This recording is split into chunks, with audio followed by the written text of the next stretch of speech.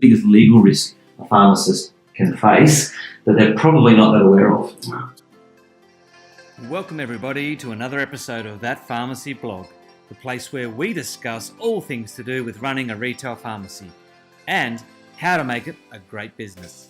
Everyone, this is Tim Shelton from That Pharmacy Blog. Thanks for joining us, and today we are especially lucky. We have with us Nicholas Galle from AP Legal, and I don't know if people out there know, but AP Group, of which Nick's a very integral part, is one of Australia's best pharmacy brokers. They buy and sell pharmacies, but not only do they buy and sell pharmacies, they have an in-house legal capability, they have in-house finance, they have lease negotiation, pretty much anything you need in the pharmacy buying, selling and owning space. AP Group can help you. In fact, I've been a client of AP's a couple of times throughout my career, and it's been really refreshing to have a pharmacy buying and selling expert on my team. As Nick would probably agree, it's a very complex process. It's very statutory with lots of government bodies involved, and it gets very, very difficult if you've not done it before. And it's great to have experts helping you. Otherwise, settlement can possibly fall over and even be delayed for many, many months and even years. So, look, enough about me. Let's go over to Nick, talk about Nick. Who are you and what do you do? Okay, so my name is Nicholas Galle. Yes. And I'm legal director, lawyer on the Australian Pharmacy Legal. So you're a lawyer that works specially in pharmacy? Yeah, correct. Yep. Excellent. That's probably not a very broad group of people that do that. It's the same parties almost all the time. Yeah, right. You know the industry, you know the field. You know very well. Yeah, and I suppose there's a special set of skills involved in being a pharmacy lawyer that are different to perhaps like an ordinary street lawyer, perhaps. Yeah, there are, in the sense of that there's a lot of law and regulations, and there's a lot of problems there that you can navigate through. Mm-hmm. Each state has its own kind of requirements. Yes. And then you've got Medicare nationwide. So they're probably the largest concerns. I imagine dealing with Medicare is tough.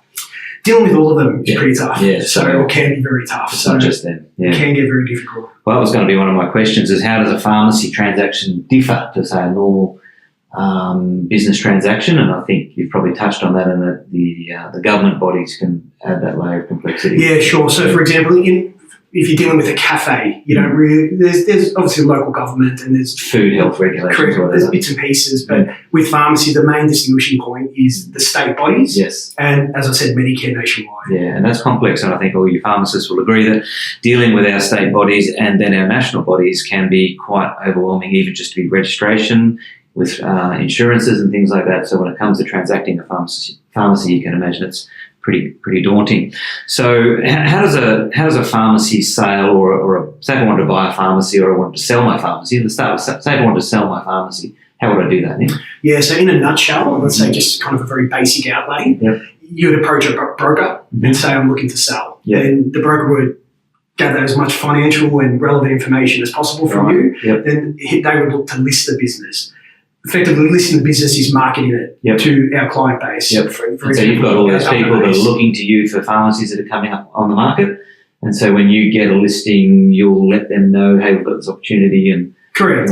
Yeah, so effectively, with our platform, we list it online, and we have a database. And so effectively, our database can just view these businesses. Yeah, right. If you're interested, you can inquire further. And let's say you come to the point where you make an offer, the offer's accepted, then you come to legal. So what will usually happen is due diligence and finance approval normally take place at the same time as a contract's being formed. Then there's lots of little problems and little complexities that can arise. However, the usual process would be contract formation.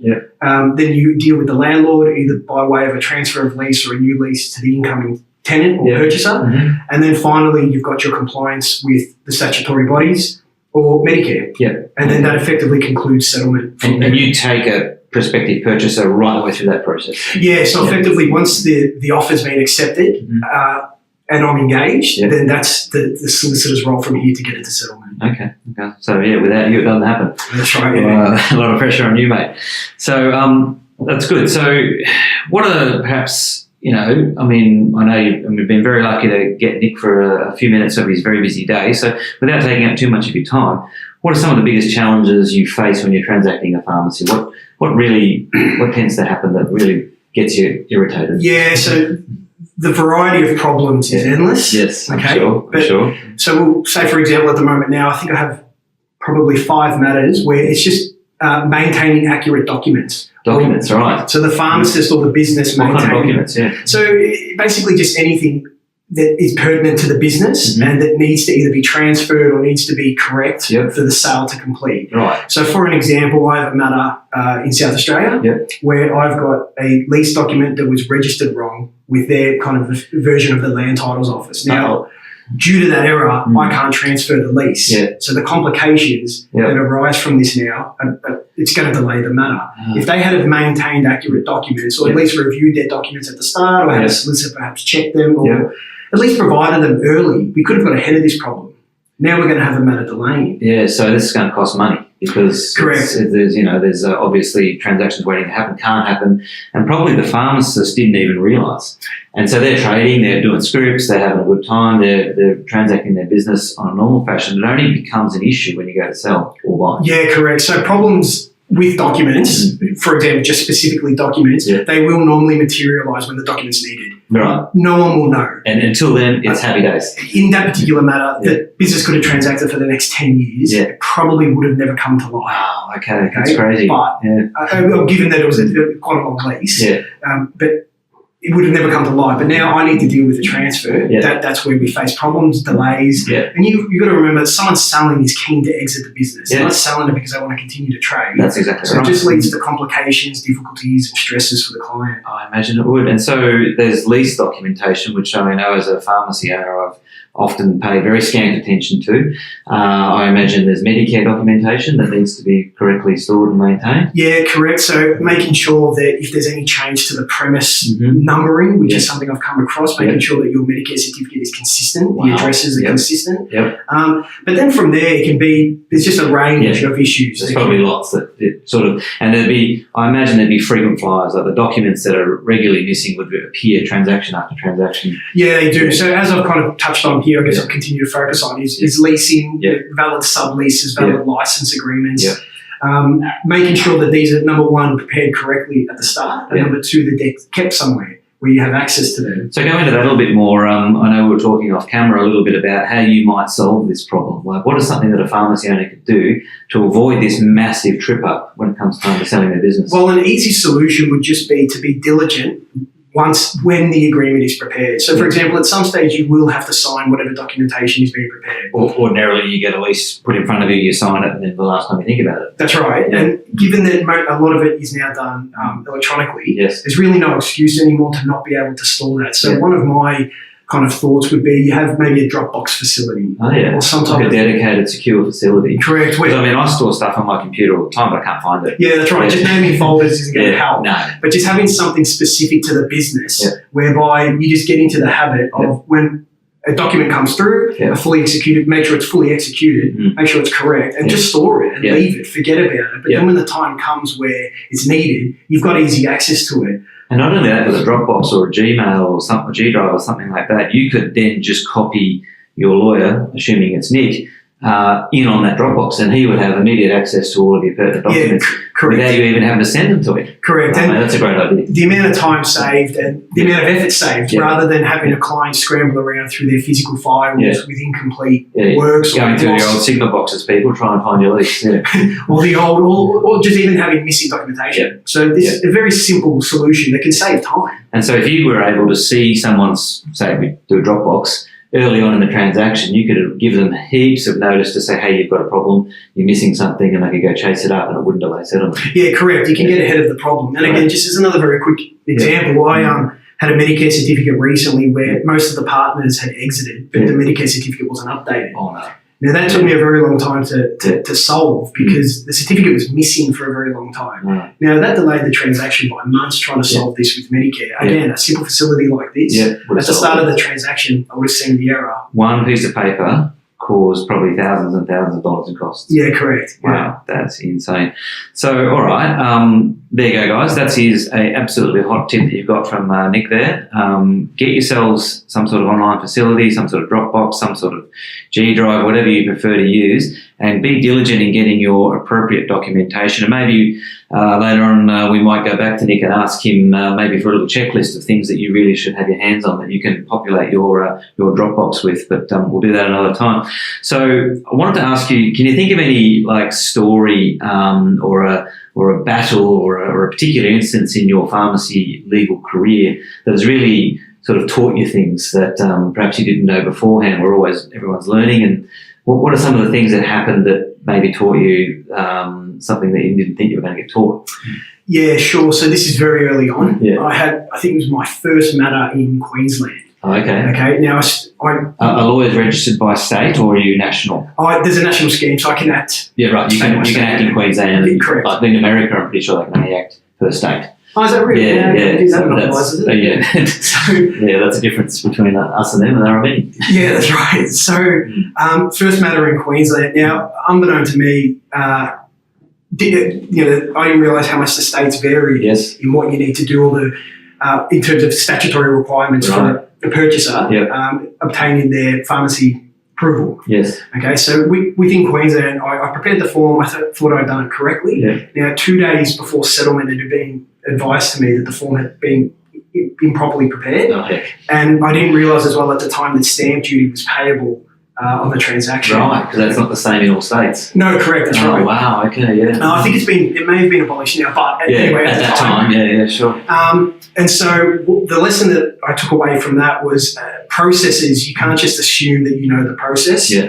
One of the most diligent things I think you can do, and this is in terms of anywhere within the business, if you don't know, just get ahead of the problem. Yeah. It's as simple as better still get someone who knows. Oh, no, well, most definitely, most definitely. But obviously at the time. Yeah. You're talking from your own perspective. Yeah. Get ahead of the problem. Yeah, just get ahead of the problem. But again, you can apply that otherwise. Yeah, get somebody that knows, get an expert, ask the questions, call the authorities. So could you have maybe gotten, say, in touch with, say, a Queensland lawyer that's done a few pharmacies and just got them to check what Correct. they were doing? An option there, or alternatively, call the actual body. Yeah, exactly. And I could have run through the form with them. They're usually willing to help you to get through to them. Yeah, correct. That's right. And if you get onto somebody who is very experienced there, they can solve these problems. So anyway, that was a takeaway I took very early on in my career. Yes. Of when it comes to processes, don't just assume. Yeah. Make sure that you actually know.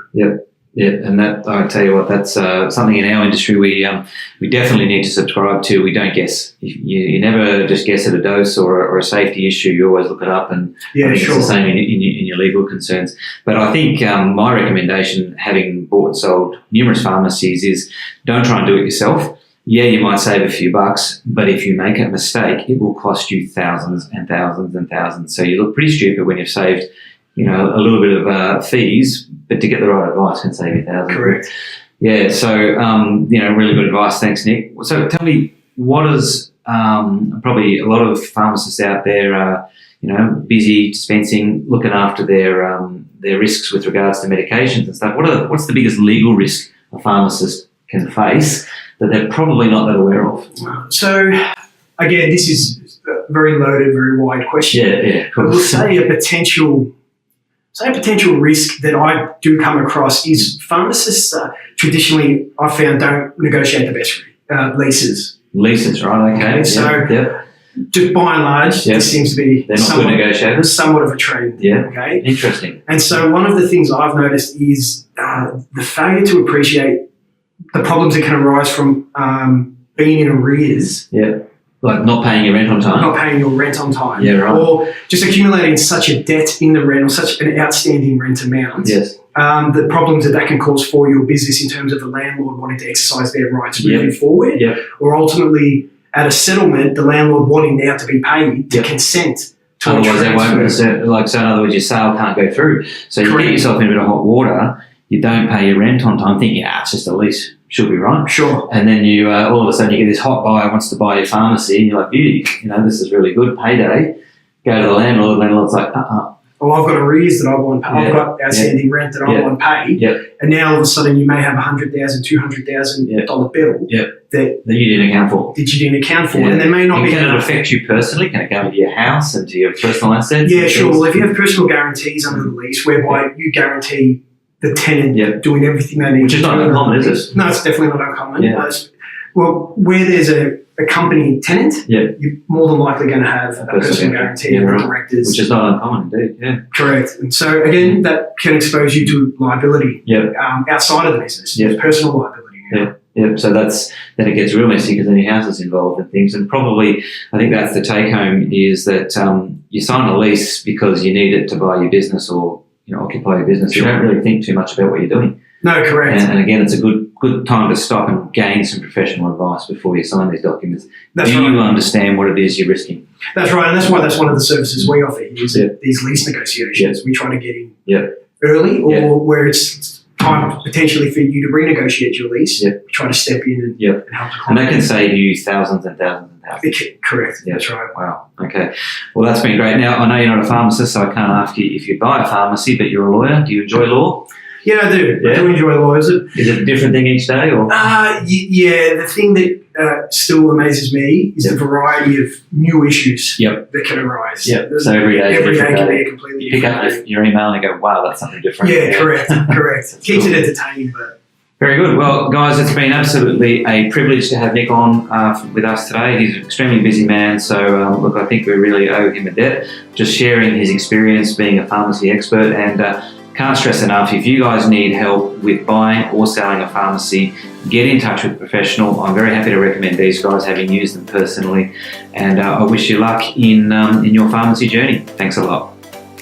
Thanks for watching, guys. This has been Tim Shelton for That Pharmacy Blog. Please click the subscribe button for further updates. We welcome your comments and your ideas. Also, check out the description below for today's content links. Plus, look out for the hidden episode from Norman Thurect, Australia's pharmacy specialist accountant, who teaches you how to read your financials for greater profit.